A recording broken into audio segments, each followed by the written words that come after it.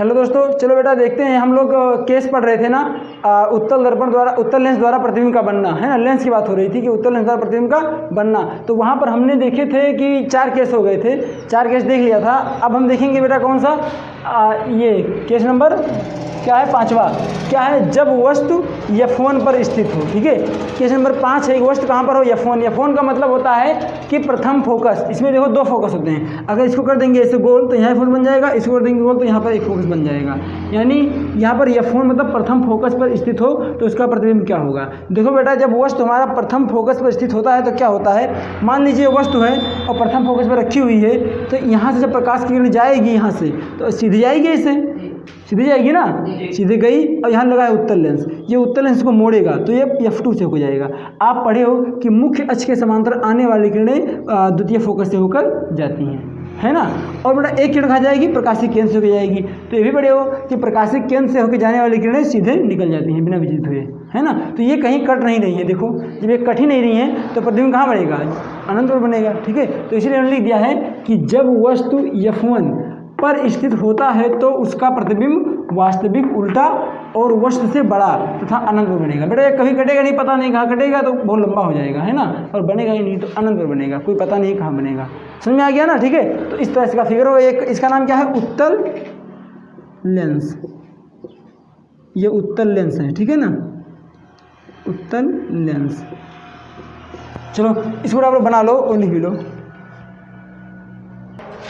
चलिए देखिए बेटा, अब है केस नंबर 2, केस नंबर 2 नहीं, केस नंबर 6 क्या कह रहा है, कह रहा है जब वस्तु F1 तथा प्रकाशिक केंद्र पर क्या हो, स्थित हो। देखो बेटा, हमारा भी तो समझा दे, पहले हमारा वस्तु बहुत दूर था, जैसे दर्पण में पढ़ा था हमने कि वस्तु बहुत दूरी पर था, उसको धीरे धीरे करीब लाते गए हैं, ऐसे ऐसे करके खिसकाते हुए इधर लेके चले आए हैं। अब हम आए हैं F1 से इधर, पहले F1 पे था ना, अभी इससे वाला पहले केस नंबर 5 में F1 पे था, अब यह क्या आ गया, F1 से अंदर आ गया। ठीक है, तो हम केस को हटाते जा रहे हैं धीरे धीरे। अब देखो इसकी स्थिति क्या होगी, जब ये F1 के अंदर पहुँच जाएगा तो प्रतिबिंब कहाँ बनेगा। देखो लिखा है जब वस्तु F1 तथा प्रकाशिक केंद्र C पर स्थित होता है तो उसका प्रतिबिंब आभासी, सीधा, वस्तु से बड़ा। आभासी होगा बेटा, सीधा होगा और वस्तु से बड़ा होगा। कहाँ बनता है, अनंत तथा F1 के बीच बनता है। देखो ये F1 है, इधर अनंत है, तो इसी के बीच में बनेगा। ये प्रतिबिंब जो देख रहे हो सीधा दिख रहा है, देखो यहाँ पर सीधा एकदम, ठीक है ना, है सीधा कि नहीं, सीधा है, सीधा बनेगा। और वस्तु इतना छोटा है और ये बड़ा है, तो वस्तु से बड़ा बनेगा और क्या बनेगा, सीधा बनेगा। ठीक है ना, और आभासी होगा बेटा, क्योंकि ये देखो, ये अगर आभासी कैसे बोल सकते हैं कि ये जो एक किरण जा रही है, ये वाली देख रहे हो, ये ऐसे लग रहा है कि ये आती हुई प्रतीत हो रही है, यहाँ से लग रहा है जैसे ये आती हुई प्रतीत हो रही है। बता हो रही है कि नहीं हो रही है, इसलिए लग रहा है किरण सीधे यहाँ जा रही है, ये सीधे यहाँ जा रही है, पर ये तो रेल किरण तो ये जा रही है ना, तो ये आती हुई प्रतीत हो रही है। समझ में आया ना, इसलिए इसको हम आभासी बोलते हैं। जो सिर्फ कल्पना किया जाए रियल में होना, तो ये सिर्फ हम लोग कल्पना कर रहे हैं कि ऐसे मिला देंगे तो इस तरह बन जाएगा। ठीक है, इसे बोलते हैं क्या, आभासी प्रतिबिंब। ठीक है, और वास्तविक जो मिलता है रियल में होता है, जैसे आप तो पढ़ते आए अपने, है ना, अभी तक केस नंबर 1 में, 2 में, 3 में पढ़े हो, इस तरह से होता है। वो क्या होता है, वो वास्तविक प्रतिबिंब होता है। समझ में आ गया ना। देखो बेटा, आप लोग दर्पण जब पढ़े थे उसमें भी सिर्फ एक ही आभासी आया था, वही लास्ट वाला केस नंबर 6 में। कब, जब ध्रुव के बीच स्थित था, फोकस ध्रुव के बीच। यहाँ पर फोकस ध्रुव के बीच है कि नहीं है, यहाँ पर इसको फोकस ना गया, फोकस क्या गया, यहाँ इसको क्या कहा गया, प्रकाशिक केंद्र। हम लोग ध्रुव कहते थे दर्पण में, यहाँ प्रकाशिक केंद्र कहते हैं। ठीक है, तो जब इसके बीच होगा, मतलब जैसे ही F से अंदर आएगा, प्रतिबिंब क्या हो जाएगा, आभासी हो जाएगा। समझ में आ गया नहीं आएगा। ठीक है, अब लोग पूछ लेते हैं कि बताओ वस्तु अगर फोकस तथा ध्रुव के बीच स्थित हो तो प्रतिबिंब कैसे बनेगा। तो बड़ा प्रतिबिंब क्या होगा बताओ, आभासी होगा। जैसे फोकस के अंदर बोले, ध्रुव के अंदर, ठीक है, आभासी होगा। हमने क्या कहा, पहले प्रतिबिंब को दूर रखेंगे तो प्रतिबिंब वास्तविक होगा, जैसे नज़दीक लाएंगे प्रतिबिंब आभासी हो जाएगा। ठीक है ना, हमने हाँ आभासी हो जाएगा अपने आप। आभासी मतलब जो सिर्फ कल्पना करें रियल में होता नहीं है, उसे आभासी कहते हैं। ठीक है ना, तो ये आगे समझ में नहीं आ गया। ठीक है, इसे भी लिख लो। वैसे ये तो बेटा ये ज़्यादा इंपॉर्टेंट नहीं है, ज़्यादा आता नहीं है, लेकिन फिर भी 1 नंबर 2 नंबर में आ जाता है टिक मारने के लिए। ठीक है, बस और कोई बात नहीं, सवाल में पूछ लेता है तो खैर ज़्यादा इसका उपयोग नहीं होता है। पर इसके आगे जो पढ़ाएंगे अब, इस पर अच्छे सवाल आते हैं और लगवाया भी जाता है। इसके आगे जो पढ़ाएंगे दूरदृष्टि दोष और निकट दृष्टि दोष, ये मोस्ट IMP हर साल आता है, 2 में से एक आता है। ठीक है, इसलिए आप उसको ध्यान से पढ़िएगा। समझ में आया ना। ठीक है, इतना नोट कर लो। देखिए बेटा, अब हम पढ़ेंगे अवतल लेंस द्वारा प्रतिबिंब का बनना। अभी तक हम पढ़ रहे थे उत्तल लेंस द्वारा प्रतिबिंब का बनना। उसमें हमने देखा 6 केस थे, 6 केस को हमने देख लिया कि पहले वस्तु अनंत पे था, फिर थोड़ा करीब लेके आया, इसके बाद और करीब, फिर और करीब, और फिर अंततः में हमने फोकस और प्रकाशीय केंद्र के बीच में रखा तो प्रतिबिंब में आभासी मिला, 6वें केस में, है ना। अब हम पढ़ेंगे कि अवतल लेंस द्वारा प्रतिबिंब का बनना। बेटा जब अवतल लेंस होगा तब प्रतिबिंब कैसे बनेगा, इसके लिए मात्र 2 केस हैं और दोनों देखते हैं क्या होता है। क्योंकि इसमें पहला केस था कि जब हमारा वस्तु कहाँ पे हो, अनंत पर स्थित हो, ठीक है। अनंत पे होगा तो क्या होगा, देखो जब वस्तु अनंत पर स्थित होता है तो उसका प्रतिबिंब आभासी, सीधा व अत्यंत छोटा f2 पर बनता है। तो बेटा इसका मतलब क्या हुआ कि वस्तु अनंत पे है। देखो यहाँ पर समझते हैं थोड़ा सा, मान लीजिए वस्तु बहुत दूर है, ये और बढ़ा सकते हो, कोई दिक्कत नहीं, ठीक है, क्योंकि हमें क्या कहा है, अनंत पर है, ठीक है। अनंत बहुत दूर होता है, पता नहीं कहाँ होगा, है नहीं है, ठीक, वस्तु अनंत पर है। तो देखो बेटा इसके बाद ये मान लो एक किरण ऐसे आई, अब बेटा लगा है अवतल लेंस। अभी तक उत्तल लगा था, वो क्या करता था, वो जैसे किरण आती है इसको सिकोड़ देता था ना ऐसे, लेकिन ये क्या करेगा, और फैला देता है। तो जैसे यहाँ से आई, इसको और फैला दिया इधर, ये भी आई, इसको फैला दिया इधर, ठीक। तो बेटा इसको अगर हम डाट करके पीछे से मिलाएं, देखो यहाँ पर कल्पना करें, थोड़ा सा आभास करें कि ये ऐसे ऐसे इधर आएगा, पीछे कर ले तो यहाँ आके मिलेगा, और ये भी आभास करें तो ये वाला भी यहाँ आके मिलेगा, यानी दोनों एक दूसरे को f2 पर काटेंगी तो ये बेटा प्रतिबिंब बनेगा f2 पर। और कैसा प्रतिबिंब होगा, आभासी होगा। आभासी क्यों, ये हमें कल्पना करके पीछे लाए हैं, रियल में तो ये है नहीं, यहाँ पे है ना, हमने कल्पना किया कि मान लो ये अगर से चला है पीछे तो क्या हो जाएगा, तो प्रतिबिंब कहाँ बनेगा, तो प्रतिबिंब यहीं पर बन जाएगा। समझ में आया कि नहीं है, ठीक है, यानी समझ में आ गया बेटा, ठीक है। देखो हमारा जब प्रतिबिंब क्या होगा, वस्तु अनंत पर होगा अवतल दर्पण में, तो प्रतिबिंब क्या बनेगा, आभासी बनेगा। और बेटा बहुत छोटा, अत्यंत छोटा क्यों कहा हमने, क्योंकि बिंदु के आकार का बन रहा है, यहीं पे मिल रही है तो एकदम बिंदु के आकार का बन रहा है, इसीलिए कह देंगे क्या, ये अत्यंत छोटा है। अगर देखा जाएगा लेंस में तो बहुत बारीक पॉइंट दिखाई देगा इससे, हैं, प्रतिबिंब जो परछाई बनेगी वो बहुत छोटा बनेगी, एकदम बहुत नाम दिखाई देगी, छोटा सा इससे। समझ में आया ना, मान लो खूब बड़ा सा वस्तु है, बहुत दूर रखा हुआ है अनंत पे, अरे वैसे दिमाग लगाओ यार, जब वस्तु अनंत पे होगा तो प्रतिबिंब वैसे छोटा होगा। कोई दूर खड़ा हो उसको देख, शीशे में देखो कितना छोटा दिखाई देगा, पिद्दी से दिखाई देगा, चला फुदकी बैठी हुई है नहीं है, मान लो वैसे देख लो, मान लो यहाँ शीशा रख देते हैं, शीशा की बात कर लो, लेंस तो देखे नहीं हो, शीशा रख देते हैं इसे, और यहाँ से कोई सड़क पे खड़ा व्यक्ति देखो, या होटल में बैठा व्यक्ति देखो, वो चिड़िया दिखाई देगा, चिड़िया बैठा हुआ है, छोटा रहेगा नहीं रहेगा। तो वस्तु अनंत पे रहेगा तो छोटा वैसे बनेगा, ठीक है ना, लेकिन ये आभासी बनेगा, वो तो उसमें वास्तविक बन जाता है, बस इतना अंतर है, ठीक है ना। तो समझ में आ गया बेटा ये, तो ध्यान रखना अवतल लेंस में से दो ही होता है, 2 केस, केस 1 केस 2। पहला क्या है, जब वस्तु अनंत पर हो, वस्तु अनंत पर है तो प्रतिबिंब आभासी है और बहुत छोटा है, बिंदु के आकार का है, ठीक है ना। चलो इसे लिख लो बेटा, फिर इसका अगला दिखाते हैं। देखो बेटा अब हम पढ़ेंगे केस नंबर 2, इसका अवतल दर्पण द्वारा प्रतिबिंब का बनना। उसमें केस नंबर 2 है कि हमारा वस्तु कहाँ पे हो, जब वस्तु अनंत तथा प्रकाशीय केंद्र के बीच हो, मतलब अभी तक अनंत पे था ना, अब उसको हम खींच के थोड़ा नज़दीक ले आए हैं, तो अभी थोड़ा नज़दीक आ गया, f2 प्रकाशीय केंद्र C और f2 के बीच में आ गया, यहाँ पर आ गया प्रकाशीय केंद्र है ना, और अनंत के बीच में आ गया है, मतलब अनंत से थोड़ा करीब ले आए हैं, तो क्या होगा, देखो यहाँ पर क्या होगा, जब हमारा वस्तु कहाँ अनंत तथा प्रकाशीय केंद्र, यानी प्रकाशीय केंद्र C, प्रकाशीय केंद्र C के बीच स्थित होता है तो उसका प्रतिबिंब आभासी, सीधा, वस्तु से छोटा व f2 तथा प्रकाशीय केंद्र C पर बनता है। देखो बेटा यहाँ पर f2 है और यहाँ पर हमारा f1 है, ठीक ना।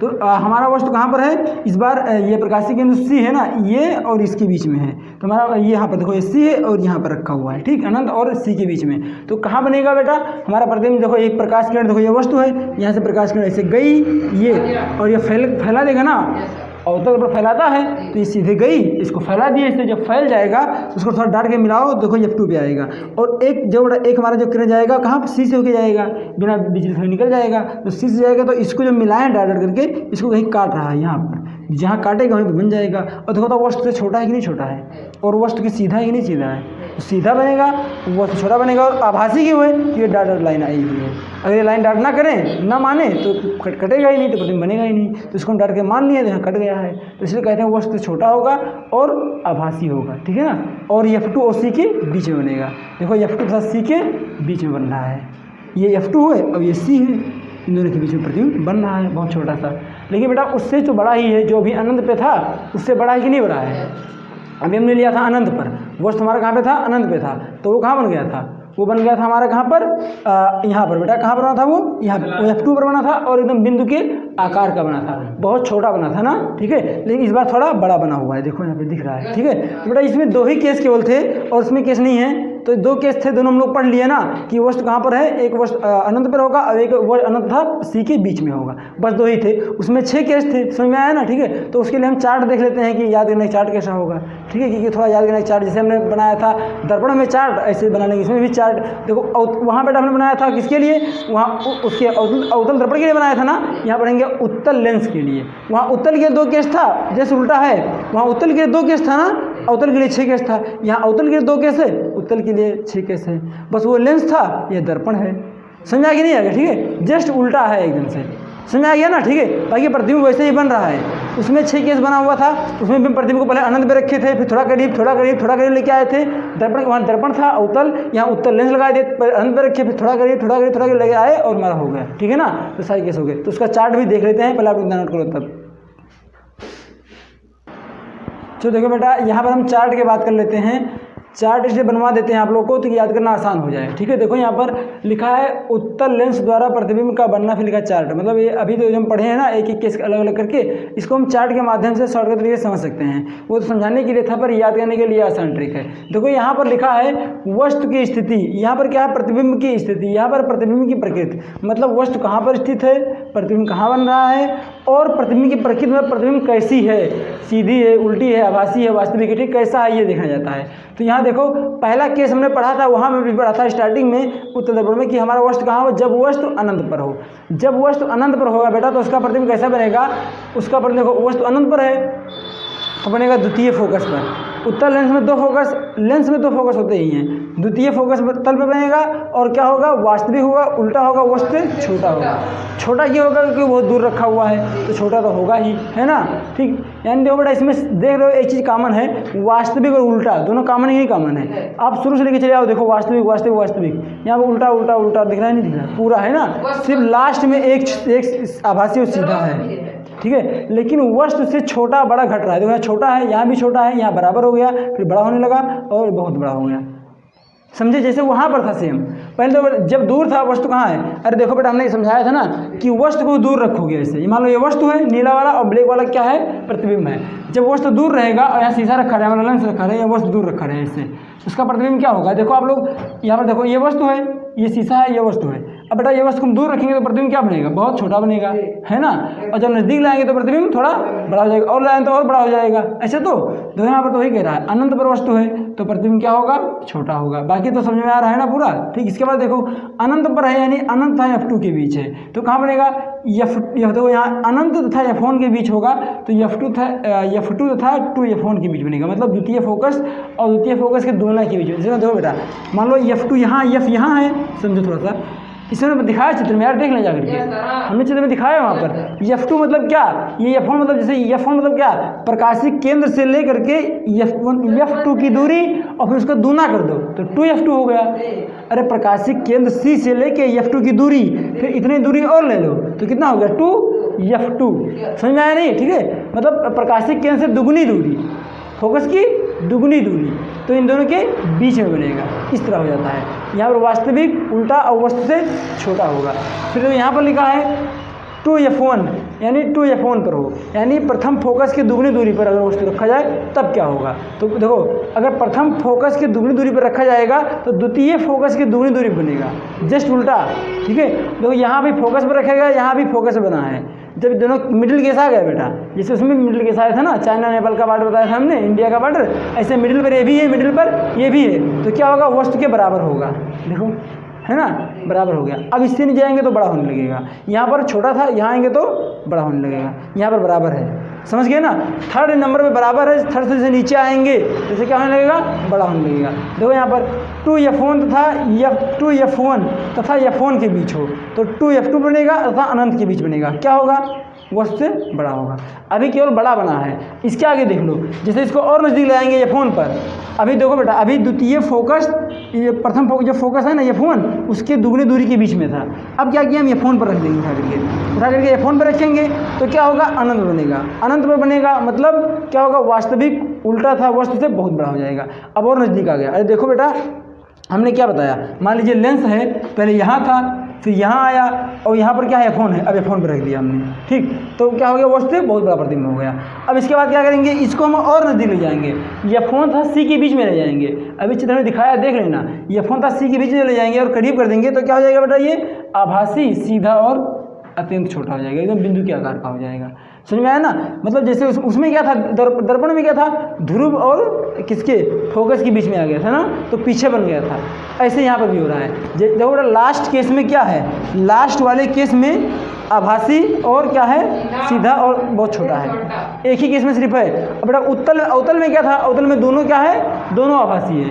अनंत बेटा तभी आभासी है, और अनंत था एफ के बीच में तभी आभासी है, वहाँ पर दोनों आभासी है, ठीक है ना। तो वहाँ पर जब अनंत पे था तो क्या था, प्रतिबिंब बहुत छोटा था, बिंदु के आकार का था, और थोड़ा जब करीब ले आएंगे तो थोड़ा बड़ा हो गया वस्तु से, ठीक है। लेकिन थोड़ा सा बड़ा होगा, ज़्यादा बड़ा नहीं हुआ है, मतलब प्रतिबिंब थोड़ा सा बड़ा हुआ है। मतलब बेटा उसमें आभासी बना दोनों केस में, और इसमें केवल एक केस में आभासी हो रहा है। मतलब कुल मिला के ये होगा, उत्तल अवतल मिला करके सिर्फ 3 केस में क्या आ रहे हैं, आभासी आ रहा है, बाकी सब क्या आ रहा है, वास्तविक आ रहा है, ठीक है। तो अब ध्यान रखना, अधिकतम वास्तविक ही आता है, आभासी बहुत कम आता है। समझ में आ गया ना, ठीक है। जैसे जैसे बेटा हम प्रतिबिंब को नज़दीक लाएंगे, थोड़ा थोड़ा प्रतिबिंब हमारा बड़ा होता जाएगा, दूर रखेंगे छोटा होता जाएगा।